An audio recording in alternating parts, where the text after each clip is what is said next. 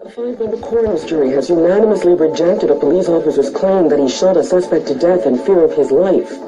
That suspect, 22-year-old Osworth Rowe, was fatally shot to the head on November 30th of 2016, but the officer responsible, Kendrick Brown, always maintained that he fired in defense of himself and his two partners after Rowe pointed a gun at them during a pursuit.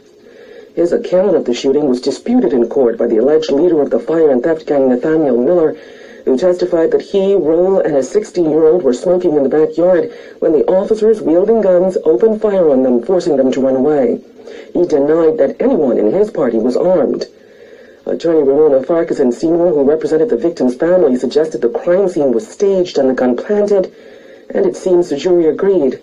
They rejected the officer's claim of self-defense and found the killing unlawful. However, it will now be up to the Director of Public Prosecutions to determine whether any criminal charges will be filed against Officer Brown. Brown, in the meantime, remains on active duty. The victim's attorney raised concern about the impartiality of the police investigation in that case, as she said police investigated themselves. Coroner Janine Weech Gomez, in her summation, told the jury that in this jurisdiction there is no special task force to investigate an officer in a fatal police-involved shooting, that it is up to the police to investigate the police. Well, PLP Chairman Fred Mitchell is casting doubt on the police force's ability to independently investigate the findings of that Auditor General's report on operations at the National Sports Authority. Kyle Joaquin explains. And I would put my head on a chopping block on this one. The PLP chairman says the party is resolute in its belief any investigation by the Royal Bahamas Police Force in these circumstances will be tainted by political bias. The net result is that there is no PLP supporter today that has, and I speak with absolute confidence on this, that has confidence that there is going to be an independent, impartial, nonpartisan report, particularly with Marvin Dames as the Minister of National Security. Marvin Dames and his colleague have been judicially condemned. We asked the Prime Minister to dismiss him because he refuses to resign. And so in those circumstances, how can anyone have confidence when we know what a magistrate of the courts has already said about his conduct in a case? The report, which was tabled in the House of Assembly last week, covered the period from July 2011 to December 2017. The report, compiled by Auditor General Terence Bastian, revealed the NSA paid a consultancy company over $1.1 million for services that were never performed. It is impossible for $1 million to be paid out from any department of the government of the Bahamas without the proper paperwork. I put my head on a chopping block. It cannot be done, and there is absolutely no way I would believe that it could be done. It cannot be done. So the paperwork has got to be there. The report also highlighted questionable spending of petty cash on dry cleaning, snacks, and passport and visa renewals. The Prime Minister has since turned the report over to the police, but that's not sitting well with the opposition. We're not saying that the Auditor General is part of any conspiracy or the police are part of any conspiracy. What we know is that this is a narrative which is designed by the FNM for political reasons, and therefore it has no bona fides as far as we're concerned. Danny Johnson, who served as Minister of Youth, Sports and Culture when the contract was awarded, said there is paperwork to give an account for the NSA's spending. He asserted that he's no thief, but Johnson also got very defensive, at times using profanity.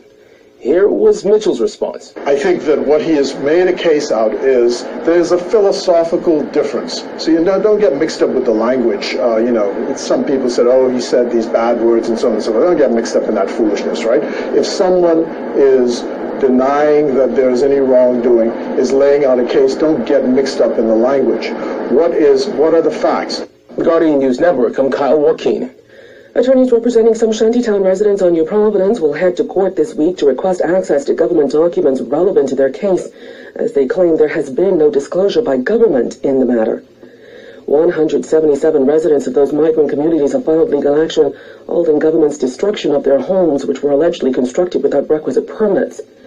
There has been little movement on the case since August 4th of last year, after Justice Cheryl Grant Thompson granted leave for a judicial review of government's shantytown demolition program, and an injunction was issued preventing government's destruction of any more of those homes on New Providence. Attorney Fred Smith told Vanessa Guardian the applicants will be seeking policy documents, Shantytown Action Task Force core and operational documents, as well as Crown title documents and the building assessment report when a hearing is held in the Supreme Court tomorrow. Well, after repeated delays, Minister of Transport and Local Government Renward Wills now says the General Post Office should be up and running by next month. Gillian Gray has an update. First, it was Christmas 2018. The General Post Office will be relocated to Town Center Mall before the end of the year. Then it was January. We've had to relook at the design for the post office. So now our timeline is more the 1st of January for the move to take place. Following that, the deadline was pushed to February. And now, after several failed deadlines, the transport minister says he's certain that post office workers will be in their new space at Town Center Mall next month. I've given at least 3 different timelines as to when the post office was going to be open, and we are looking for a complete move. And this is the final timeline date for the post office. We are looking for a complete move the 3rd week in May for all of the post office staff to be in the Town Center Mall. Wells blamed the delay on the new post office boxes as well as the need for a complete redesign. Just 2 weeks ago, members of the opposition attempted to tour the space. At the time, reporters glimpsed the area which was nowhere near completion. Today, the transport minister insisted construction is about 99% complete. And while the construction bill is being footed by the landlords, government has spent approximately $200,000 to outfit the space. So, as I said earlier, there were aspects of the post office that could not be completed because we needed to have the boxes installed. When they were there, the boxes were still in boxes. We installed those boxes in a matter of 2.5 days over a weekend. So the boxes are completely installed. Executive offices are done. The post office boxes are in. The warehouse is completed. The air conditioning unit is in.